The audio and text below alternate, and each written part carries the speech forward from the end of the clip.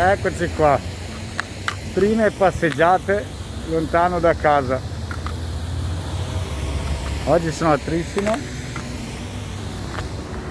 Aspetta che le bici mi buttano sotto. Allora, ci è mancato proprio, ormai sono mesi che stiamo a casa, adesso si comincia a girare.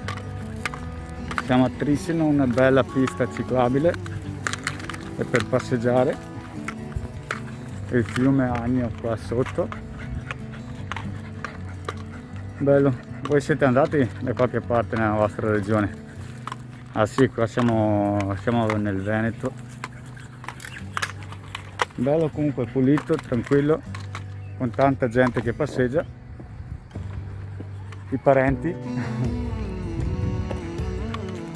Fatemi sapere dove siete stati in questi giorni. Ci hanno lasciato girare un po' per le regioni, anche per l'occasione, per conoscere le nostre regioni, visto che andiamo sempre lontano da casa.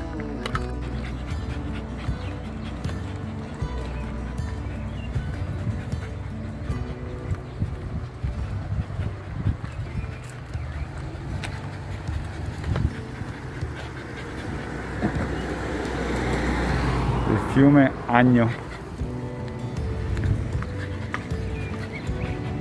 e Trissino. Adesso anche quel poco che ci lasciano ci sembra tanto. Chissà che prima o poi ci riconquisteremo le nostre libertà e andremo in giro per Italia, Europa e mondo. Beh, sicuramente prima o poi succederà e ci saranno tanti viaggi. Farò vedere alcuni dei viaggi che ho fatto negli anni precedenti, insomma nei mesi precedenti, con i video. E rimetterò tutto per rivivere un po' i momenti belli. Allora iscrivetevi al canale, così vedrete tutto, seguitemi e ci divertiamo insieme.